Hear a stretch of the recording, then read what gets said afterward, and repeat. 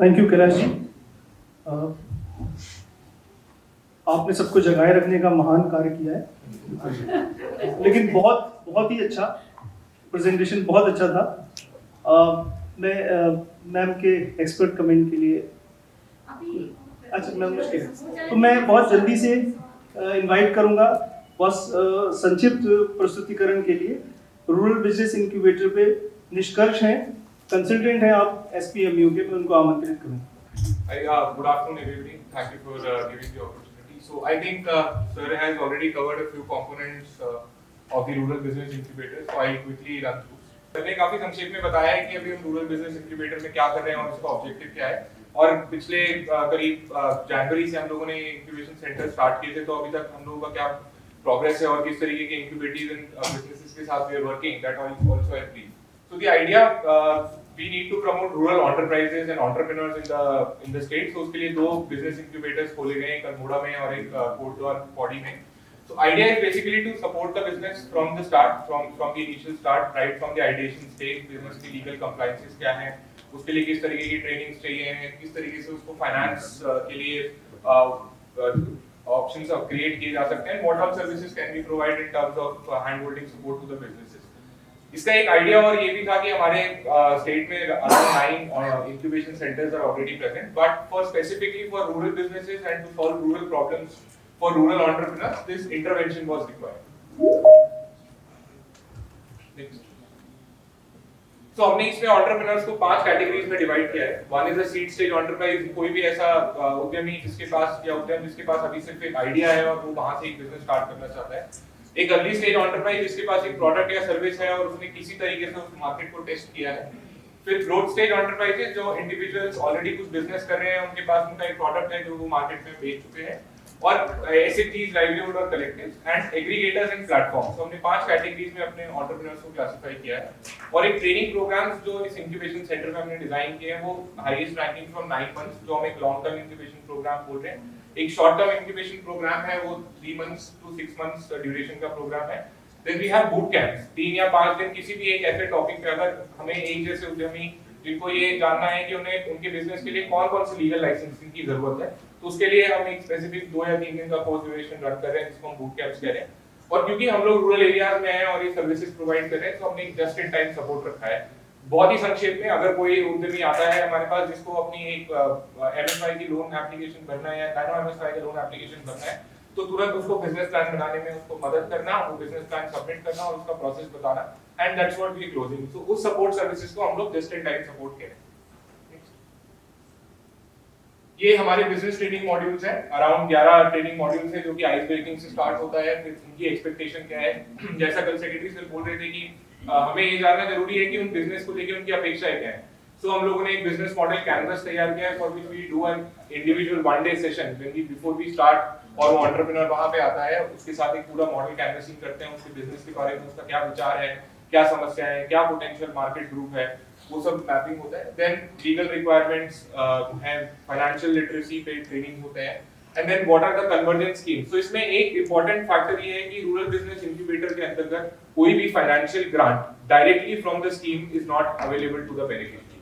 तो आरबीआई अपनी तरफ से डिपार्टमेंट के इस इनिशिएटिव के अंदर कोई भी डायरेक्ट फाइनेंशियल ग्रांट किसी भी एंटरप्रेन्योर को नहीं दे रहा है, इसलिए convergence becomes a more important thing, जहां पे हम उनको इस बारे में बताते हैं कि उनके पर्टिकुलर बिजनेस के लिए कौन-कौन से government schemes, internal funding, external funding available है फॉर दैट पर्टिकुलर एंटरप्रेन्योर। और ये online and offline training programmes हैं, and this is a self paced learning programme. So हमने इसे कोहॉर्ट्स में डिवाइड करा है, and it's not that a person comes in and 9 महीने का continuous residential program होगा, they will be trained at a module, they will go back to their business, implement that at the business, and then come back and see the results in their entire process. इसमें कुछ exposure visits हैं, training incubator पे भी होती है, जो अभी आपने देखा हवालबाग और अल्मोड़ा में कुछ ऑनलाइन ट्रेनिंग सेशंस किए जाते हैं, and the training is a mixed delivery between technical experts, industry experts, and our team at the incubator.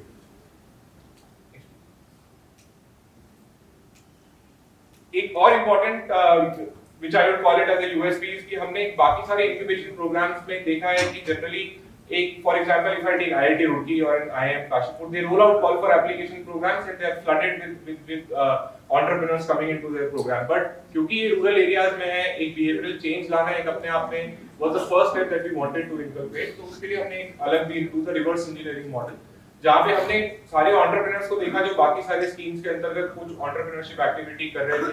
कोई ऐसे entrepreneurs जिन्होंने MSY में लोन लिया हो, किसी दूसरी स्कीम में लोन लिया हो, उनका बिजनेस कैसा चल रहा है, उसकी यूटिलिटी को समझा. फिर हमने डिस्ट्रिक्ट्स के साथ में बहुत सारे ओरिएंटेशन प्रोग्राम्स करे. उसके बाद हमने इंडिविजुअली हमने एंटरप्रेन्योर्स को शॉर्टलिस्ट करा through a virtual mode and then we visited those entrepreneurs and then we have finally selected the entrepreneurs and inducted them for the training programme. Next. So that's our selection process. हमने outreach program जैसा मैंने आपको बताया उसके बाद में हमने outreach programs करे. फिर हमने एक call for application process है जो वो entrepreneurs भरते हैं उनकी जानकारी. It's an Hindi English bilingual form. फिर उस assessment करते हैं उस applications का and then after that it is cleared at the district level committee and then with the at the state level committee and then finally the entrepreneur is onboarded. हमने कुछ categories अभी रखे हैं prioritization करने के लिए कि हम देखते हैं जैसे हमारे ग्रामीण इलाकों में बहुत सारे businesses seasonal हैं, राउंड द ईयर बिजनेसेस नहीं है, फुल टाइम बिजनेसेस नहीं है और हमने उन उद्यमियों को चुना है जिनके पास पहले कोई प्रायोरिटी ट्रेनिंग सपोर्ट नहीं है and they have not been had any business skills training before. Next.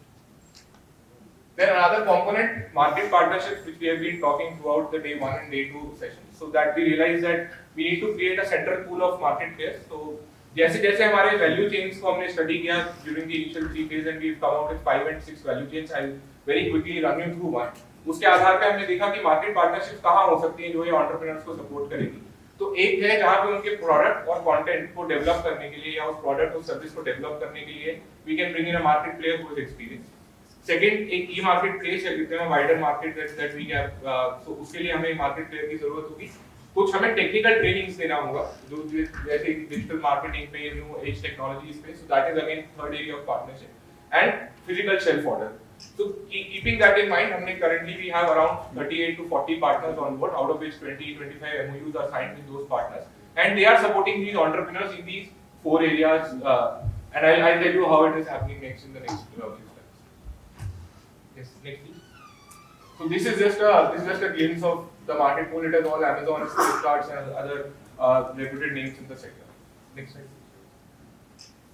Then mentorship was again one of the challenges that we saw. क्योंकि ये जो entrepreneurs हैं, entrepreneurial journey है, these people have that appetite where they fail to drop out very early.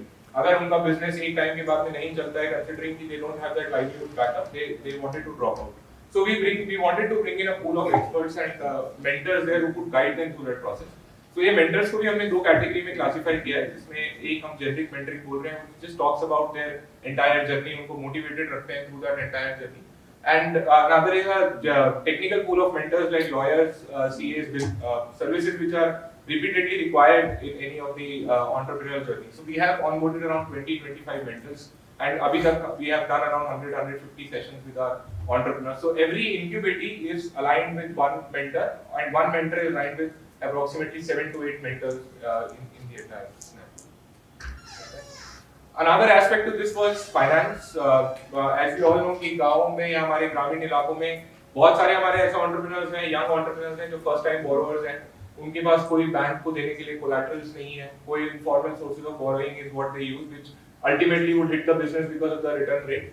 तो इसके लिए हमारे पास में government schemes तो हैं, banks भी हैं who will support us, but we wanted to do an innovative product. So in the next slide please.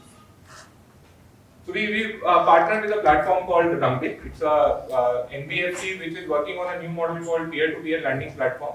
जहाँ पे आप और हम जैसे लोग बैठे हुए can become social investors into any of the businesses that our incubatees are doing. So and the best thing is that their annual rate of returns is very less because it's a social investment. The return rate is around 3 to 4% per annum, and the products customized है. So suppose if tomorrow anybody wants to open up a homestay, they cannot pay money right up front from day 1 or day 15 once they borrowed the money, क्योंकि वो homestay को बनाना, उसको एक platform पे लेके आना would take some amount of time. So these are customized digital products for lending. The repayment can start after 6 months. The repayment can start after 1 year. So it was a financial innovation product that we wanted to bring into the system. Next slide, please. And next, RBI is playing a role as an impact partner here. So we are helping them scrutinize the applications, do the due diligence of the incubatees, and then based on the assessment, we are forwarding those applications where they are selecting and finally giving them those loans. Next slide. So yeah, this was on the entire process. Just a next slide. Just a few intervention and numbers here. So we have currently conducted workshops, orientation workshops with all the line departments around 11 districts.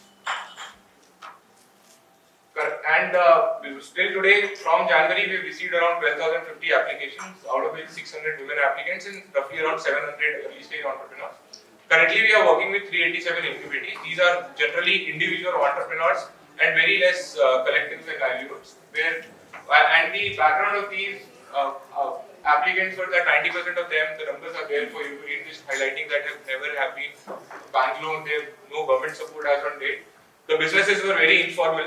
They are they don't have any formal registrations with any departments, and 75% of them have no prior business training, and that's the sector bifurcation that we are looking at.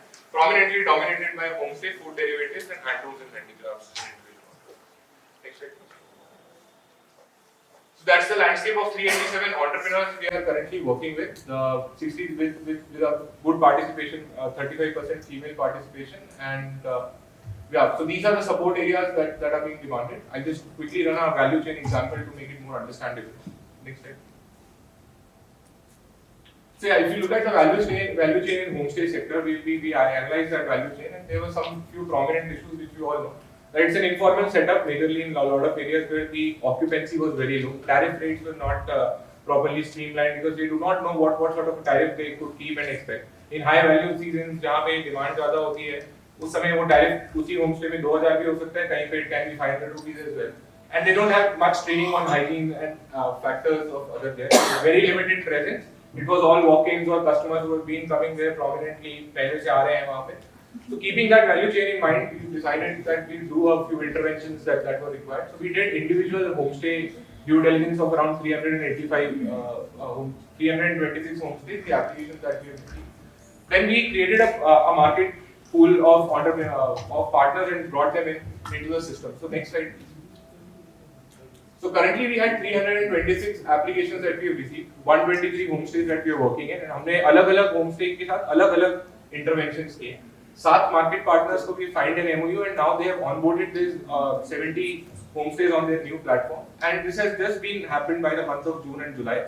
So currently we've seen that after that only there's a business of 1.2 lakhs additional which they were not doing are generated through these partners, and we, because of this weather, after this settles down and in the winter season, we expect this to grow, and this number of partnerships and the onboarding on these platforms of these entrepreneurs are going on.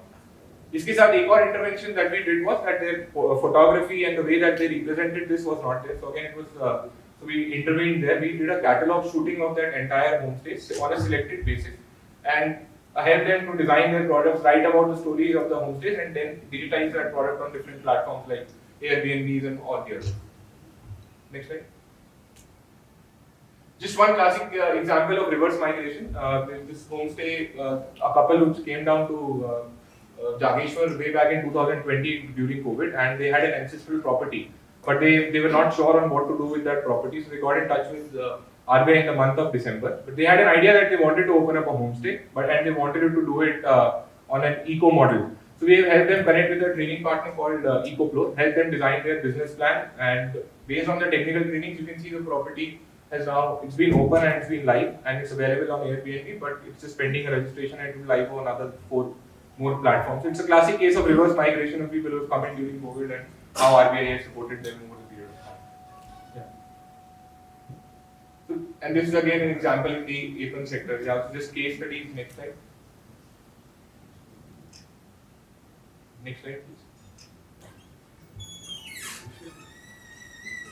These are just some case studies, and we are in the process of measuring that impact. And now there is the food processing sector where help them design a energy drink of the regular Malta process on their packaging and other things. Help them got GST licenses, FSSAI licenses, then now we are connecting them to a market partner to do that. This is just an impact on how the partnership and the tariffs after the partnerships have been impacted. So if you look at this, there has been an average growth of more than 100%. A property which was earlier used to go on 100 and 1200 rupees, tariff is now being rated at 3000 rupees and 4000 rupees by getting new partners and then helping them design the property. So this is just an overview of the numbers that we're doing. Thank you, and really sort of questions. जिंदगी जीने का तरीका उन्हीं को आया है जिन्होंने कोशिश की और धक्का खाया है, जमाया है सर्द रातों में खुद को, तपती धूप में तपाया है। वही कामयाब हुए जिंदगी में, उन्हीं ने इतिहास बनाया है। कहते हैं अगर खुशहाली लानी है तो गांव आधार बन सकते हैं। इसके लिए गांव-गांव तक विकास और उद्यमशीलता को पहुंचाना बहुत जरूरी है। वोकल फॉर लोकल ये केवल एक नारा नहीं, ये ग्रामीण इलाकों में छोटे उद्यमियों को तैयार करने का एक बड़ा मिशन है। इसी मिशन के साथ उत्तराखंड के ग्रामीण विकास विभाग का रूरल बिजनेस इंक्यूबेटर यानी आरबीआई काम कर रहा है। नए व्यवसायियों की मदद हेतु उत्तराखंड सरकार ने राज्य में पौड़ी व अल्मोड़ा जिले में 2 ग्रामीण व्यवसाय इंक्यूबेटर स्थापित किए हैं। अगर आप अपना व्यवसाय स्थापित करना चाहते हैं, वर्तमान व्यवसाय को आगे बढ़ाना चाहते हैं या फिर व्यवसाय हेतु व्यावसायिक कार्य योजना बनाना चाहते हैं अथवा विषय विशेषज्ञ से परामर्श चाहते हैं, तो आप राज्य में स्थापित इन ग्रामीण व्यवसाय इंक्यूबेटर से जुड़कर उपरोक्त सेवाएं निशुल्क प्राप्त कर सकते हैं और यही सेवाएं राज्य के सभी जिलों के लिए उपलब्ध हैं। इसी के मद्देनजर ग्रामीण इलाकों में छोटे उद्यमियों को पेश आने वाली दिक्कतों और आरबीआई की ओर से उन्हें पहुंचाई जा रही मदद को लेकर अल्मोड़ा के हवालबाग में हाल ही में एक डायलॉग का आयोजन हुआ। ये उन लोगों से सीधा संवाद था जो गांव में रहकर स्वरोजगार कर रहे हैं। ओहो रेडियो की टीम भी इस संवाद की गवाह बनी, लाभार्थियों को सुना और आरबीआई के कामकाज को समझा। अब तक 200 से ज्यादा उद्यमी या कहें लाभार्थी आरबीआई से जुड़ चुके हैं। इन सभी को आरबीआई के एक्सपर्ट्स टेक्निकल ट्रेनिंग देकर व्यापार व ई कॉमर्स की बारीकियां समझा रहे हैं। वहीं दूसरी तरफ हॉस्पिटैलिटी, फूड प्रोसेसिंग, हैंडीक्राफ्ट जैसे काम में मदद मुहैया करा रहे हैं। ग्रामीण विकास विभाग के इस ड्रीम प्रोजेक्ट का मकसद उद्यमियों को विभिन्न चरण पर स्थायी आजीविका के साधनों को तैयार करवाना और छोटे उद्यमियों को बढ़ावा देना है। ग्रामीण विकास विभाग की अपर सचिव रीना जोशी इन इलाकों के नई सोच के युवा उद्यमियों से मिली। उन्होंने Aipan, artisan, homestay owners, progressive किसानों वो खाद्य पदार्थ उत्पादन करने वाले उद्यमियों के अनुभव सुने।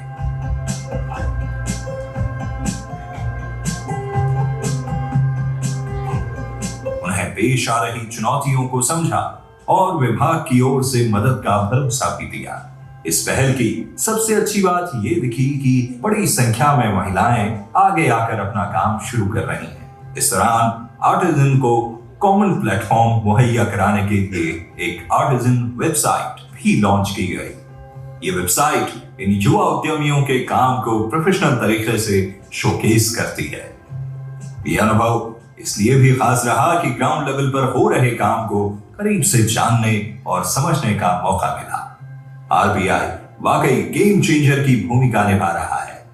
रूरल बिजनेस इंक्यूबेटर के पीछे जो उद्देश्य है ग्राम विकास विभाग का कि जो छोटे छोटे व्यवसायी हैं या सीड एंटरप्रेन्योर्स हैं जिनको पता ही नहीं है, उन्हें बिजनेस करना, बट उन्हें पता ही नहीं उन्हें किस तरीके के अपने बिजनेस को आगे बढ़ाना है या किस तरह से उसको फॉर्म में लाना है, तो उसमें हम लोग, हमारी टीम उनको हेल्प कर रहे हैं। तो कोई भी बिजनेसमैन वो किसी भी स्टेज में हो, चाहे वो सीड एंटरप्रेन्योर्स हो, अर्ली ग्रोथ पे हो या एडवांस स्टेज पे हो या कोई एसएचजी हो या फिर एग्रीगेटर्स हो, वो उन्हें जिस स्टेज पे हेल्प की जरूरत है उसमें उस स्टेज पे हम उनको परामर्शी सहायता देते हैं। व्यापार में काफ़ी अच्छा काम हो रहा है, बट उनको अपने प्रोडक्ट को किस तरह से वर्ल्ड वाइड सेल करनी है, पूरी इंडिया में ले जाना है, तो उन्हें इसके लिए जो रास्ता है वो हम लोग दिखा रहे हैं। आज उनकी एक वेबसाइट लॉन्च की है और उसके थ्रू वो अमेजोन से या फ्लिपकार्ट से या बड़े बड़े जो ई कॉमर्स प्लेटफॉर्म है उस पर ये लोग अपने प्रोडक्ट को बेच पाएंगे। तो इस तरह से छोटे छोटे हम लोग उनको सहायता कर देते हैं सो दैट उनकी प्रोडक्ट को मार्केट लिंकेज मिल पाए प्रॉपरली। वो कहते हैं ना कि कामयाबी एक ऐसा पेड़ है जिसे बहुत मेहनत और लगन से बड़ा करना पड़ता है, और जब इस पर फूल आते हैं तो हम पर ही गिरते हैं। जिंदगी की असली उड़ान बाकी है, जिंदगी का इम्तिहान अभी बाकी। अभी तो नापी है मुट्ठी भर जमीन, अभी तो सारा आसमान पर।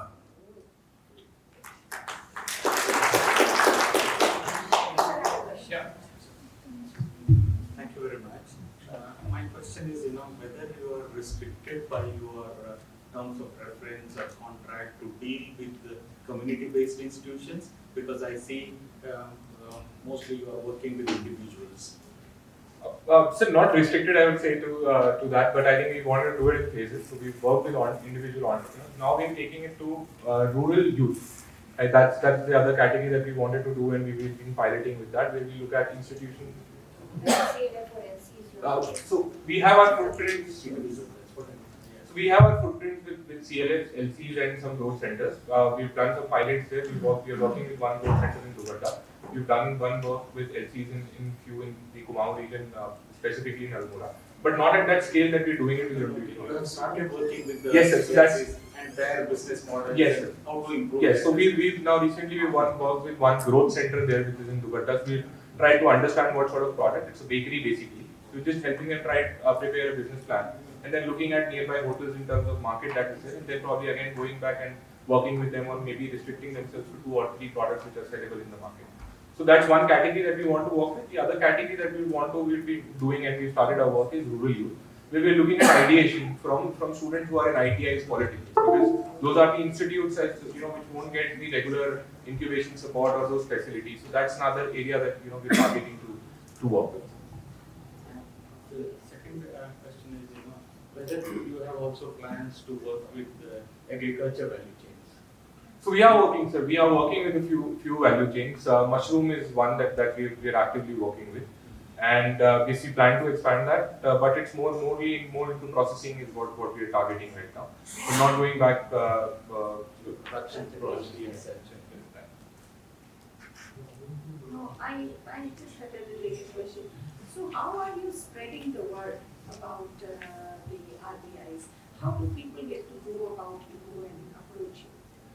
Ma'am, so we've done, I think, we started way back, I guess, from December when our model code of conduct. So once is, we've taken multiple approaches. We've taken the regular print media approaches. The video that we see is in OHO Radio, which is a social platform that we did community radios back with Policy of Good Governance, Center for Policy of Good Governance. Then we are very actively pursuing it on social media. We've all handles, we've daily being handled, whether it's Instagram, Facebook.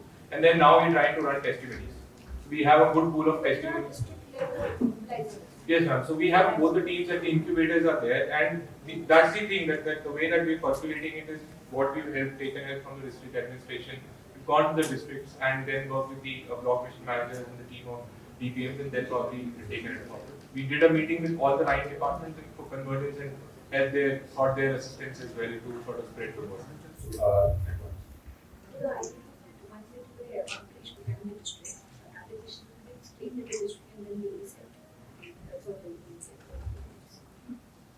Are you reaching out to the educational institutions directly, like polytechnics?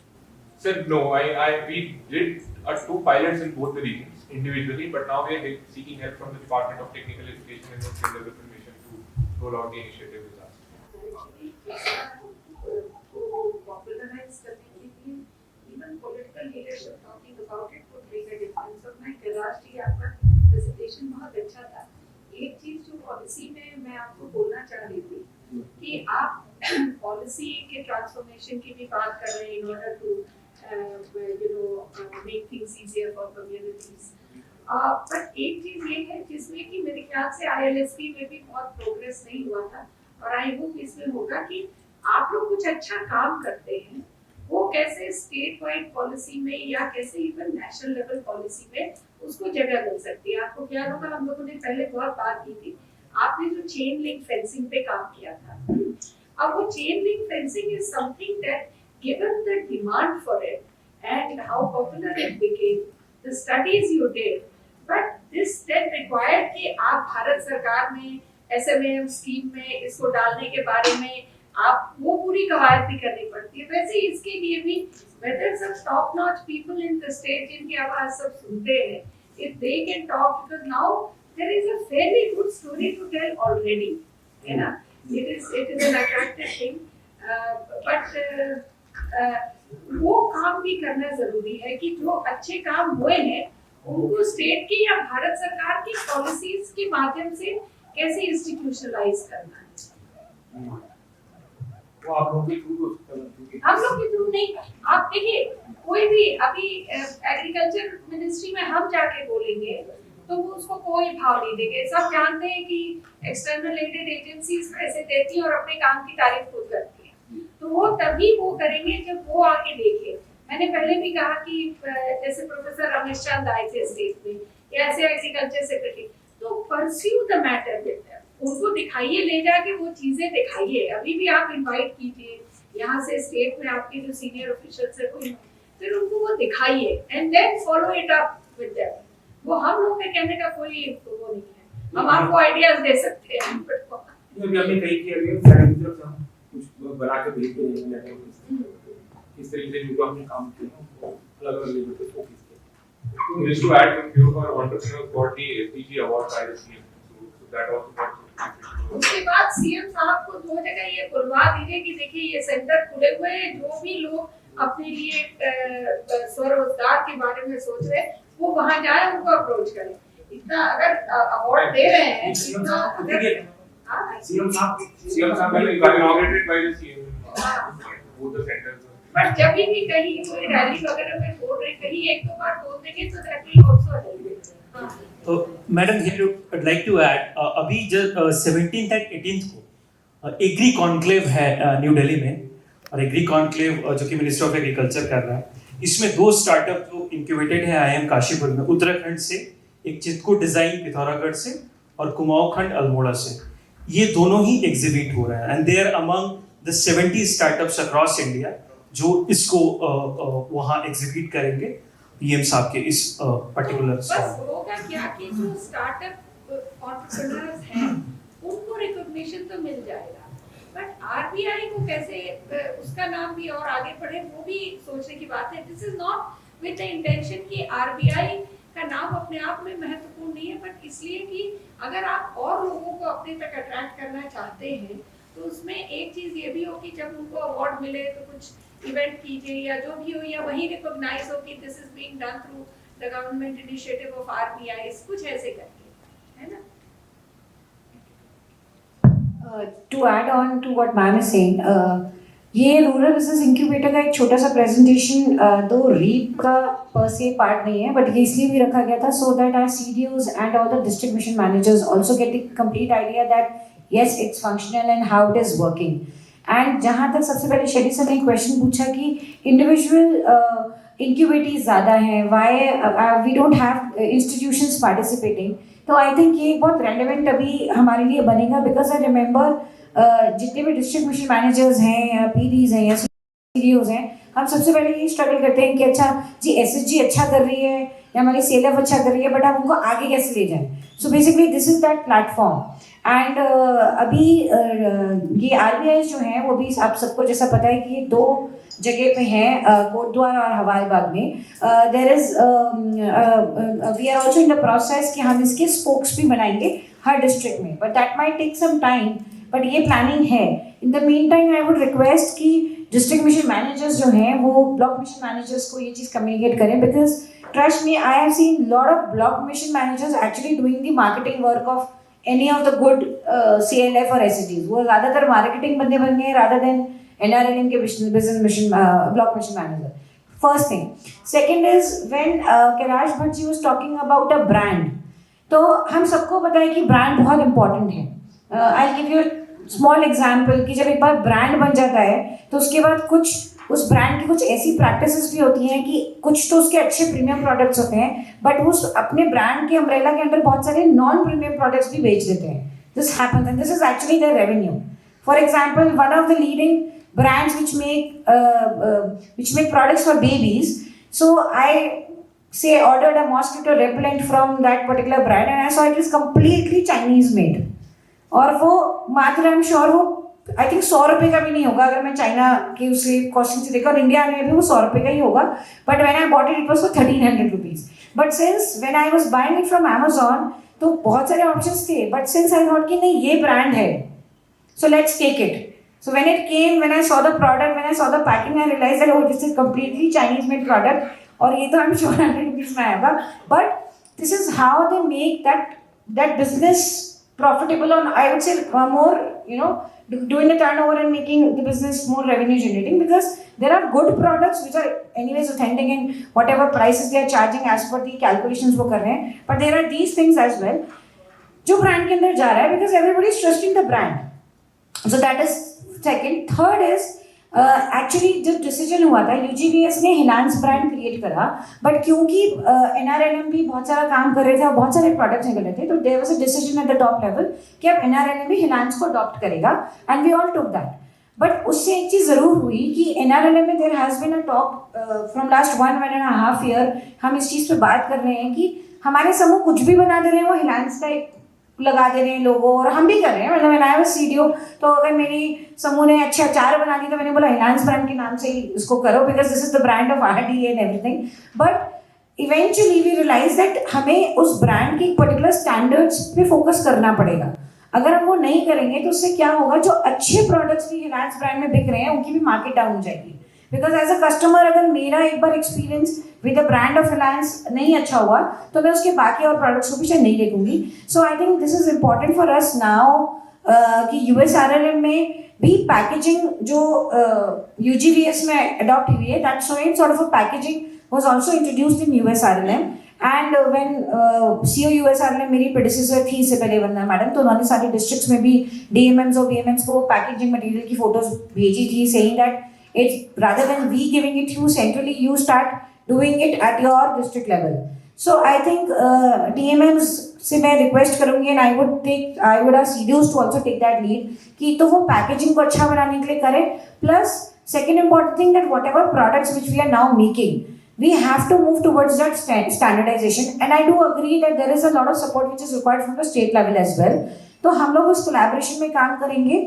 और अगर जैसे कोई भी product हमें लगता है, for example bakery भी हमारी बहुत जगह चली है, and I am sure FSSAI के लाइसेंसेस भी सबके पास होंगे, but if there something that standardisation के लिए भी हम सोचते हैं हम उनके और बेटर कोई ट्रेनिंग करवा सकते हैं, so that they get to know how to make their product standardise. So you should please route that trainings. And now that incubation centre is one of the good platforms with us with that regard. So I would request CDOs and DMMs की please going back to your districts इस चीज़ को हम start करें. I think Sandeep, this is really nice कि वो raised this valid point well in time. तो I think अगर ऐसा मतलब ये आ गया, you're right, and we have seen कि ऊपर से भी काफ़ी प्रेशर है कि सिंगल यूज प्लास्टिक पूरा बाहर निकल रहा है. तो I think we will now get into some sort of an R&D and develop alternate packaging, and then we tell our SHGs to use that sort of packaging. Problem यही है कि cost factor एक बहुत बड़ा factor है, because उनके लिए वो प्रोडक्ट बना लेती हैं उतना ही, वही एक बहुत बड़ी बात हो जाती है. उनके लिए एडेड पैकेजिंग के लिए अगर हम बोलते हैं कि आप ये वाली पैकेजिंग यूज करो तो उनके लिए प्रॉब्लम होती है. But then this is where we have to come in and we will do some sort of a research according to that. जाम सर, आई थिंक मैम इसके जैसे सर बोल रहे हैं तो सबकी जानकारी के लिए और बाकी लोगों की जानकारी के लिए मैं बताना चाहूँगा मैम, ये जो ब्रांड हमारा रिलायंस ब्रांड है, इसमें प्रॉपर इसकी ब्रांड गाइडलाइन बनी हुई है, कौन सी पैकेजिंग हमको यूज़ करनी है वो भी पूरा बना हुआ है. इसमें क्योंकि सिंगल यूज़ के लिए बिल्कुल मना किया गया था, तो प्रॉपर एक गाइडलाइन के तहत सर पैकेजिंग के लिए जो मटेरियल यूजेबल है, जो परमिटेड है, उसकी प्रॉपर गाइडलाइन बनी हुई है. तो मैं सर सीनियर सर लोगों से भी निवेदन करना चाहूँगा कि जो डिस्ट्रिक्ट लेवल पे जो हमारी सर पैकेजिंग हो रही है, क्योंकि UGVS की टीम की इसमें प्रॉपर 6 दिन की वर्कशॉप हुई थी और उसके दौरान काफ़ी लंबे समय तक हमने ट्रायल किए थे. तो जब पैकेजिंग डेवलप की जा रही है USRLM के तहत या अन्य किसी उसमें, तो जो UGVS की टीम या RIP की टीम जिले पे है, तो उनके कंसर्न या सपोर्ट उनसे लिया जा सकता है ताकि इन चीज़ों से बचा जा सके. धन्यवाद. वो स्टैंडर्डाइजेशन के लिए है, क्योंकि जब तो पैकेजिंग और ब्रांडिंग तो एक अलग है, बढ़िया मटेरियल उनको मिल जाएगा और हम उस पर उसकी ब्रांडिंग कर लेंगे, पैकेजिंग कर लेंगे. लेकिन हो ये रहा है कि क्योंकि बहुत जगह उसके उत्पादन हो रहे हैं, जैसे घी का मैं एक उदाहरण बताऊँ, पौड़े का हिलांस ब्रांड में हमारे एक सीएम साहब आए थे, तो हमारे डीएम साहब ने कहा कि कुछ फिनांस से हमको गिफ्ट करना है। तो हमने घी मंगाया, तो मैंने कहा कि एक बार मैं चेक करता हूँ, क्योंकि हम सीएम साहब को दे रहे हैं। तो उस घी में से बदबू आ रही थी, वो हमारे रिलायंस का ही ब्रांड था। और दूसरी जगह हमारी कुछ महिलाएं वो घी बना रही है रिलायंस में ही, वो इतना बढ़िया है, वो 800 रुपये किलो बेच रही थी कि हम उसको ऑर्गेनिक घी, हम हो सकता है 1200 रुपये केजी बेचे तो लोग खुशी से उसको खरीदेंगे। तो उसका जैसे मिनी कलेक्शन सेंटर की बात हो रही है, और ब्लॉक लेवल पे एक फैसिलिटेशन सेंटर की बात चल रही है। तो जो फैसिलिटेशन सेंटर है मैम, वहीं पे अगर हम उसकी जो ग्रेडिंग, सॉर्टिंग और ग्राइंडिंग वगैरह करें, और कड़े क्वालिटी कंट्रोल में, कि अगर हमारा जो ब्रांड है उसमें जो क्वालिटी वही रहे। ये नहीं कि एक जिले में अगर 10 जगह से अगर हल्दी आ रही है, तो 8 जगह की हल्दी बहुत ही बढ़िया, 2 जगह की इतनी खराब है कि अगर वो ब्रांड वो चला गया इलाज में, तो लोग हमारे वो मसाले खरीदना बंद कर देंगे। तो एक मेरा ये बड़ा वो है कंसर्न है। दूसरा मैम, जो फैसिलिटेशन सेंटर की बात हुई है, उसमें हमको किसानों को भी उसकी बात चल रही थी कि मीटिंग करेंगे, और कलाजी बता रहे थे और उसको का मेरा एक होता कि सुझाव था कि अभी जैसे खेती के बहुत सारे इनपुट्स हैं, जैसे माइक्रो न्यूट्रिएंट्स है, एनपीके खाद है। मैंने पता किया अभी पौड़ी जिले में बहुत बेसिक चीजें, पूरे पौड़ी में एनपीके खाद नहीं थी। एनपीके जो 12-32-16 का कॉम्बिनेशन होता है, या माइक्रो न्यूट्रिएंट्स है, या ऑर्गेनिक वो है, वर्मी कंपोस्ट है, और उसमें काफी जो है हमारे और सीएलएफ जो है उसमें हेल्प कैसे कर सकते हैं। हो सकता है कि हमारा कोई cluster level federation vermi compost पे काम करे और वो हमारा फैसिलिटेशन सेंटर पे आ जाए, या ऑर्गेनिक खाद पे या ऑर्गेनिक पेस्टिसाइड पे काम हो, वो उसमें हमारा एक फैसिलिटेशन सेंटर हर ब्लॉक में बहुत जरूरी है, चाहे रीप प्रोजेक्ट हो या आगे भी किसानों की डबली इनकम हो। ये मेरा सुझाव था। उसमें सर मैं जोड़ना चाहूँगा, मैं B K Bhatt, team leader, senior consultant, Kalsi Dehradun. Sir इसमें जितने भी हमारी सीएलएफ और जो लाइवलीहुड कलेक्टिव्स हैं, यदि वहाँ पर खाद की, बीज की, कीटनाशक की डिमांड होगी, तो सर देहरादून जनपद में हमने इस तरीके से 4 सहकारिता स्तर पर उनको लाइसेंस उपलब्ध करवाए हैं कृषि विभाग के माध्यम से, और वो किसानों की नीड्स को कैटर कर रहे हैं। तो जैसे कि पौड़ी जनपद में या किसी भी जनपद में सीएलएफ लेवल पर और हमारी लाइवलीहुड कलेक्टिव लेवल पर किसानों की मांग के आधार पर sir NPK, nitrogen, phosphorus, potash और जो भी केमिकल फर्टिलाइजर्स, अगर वहाँ पे ऑर्गेनिक क्षेत्र होगा तो वहाँ पे सर केमिकल फर्टिलाइजर्स या जो हमारे कीटनाशक हैं उनका प्रतिबंध होगा।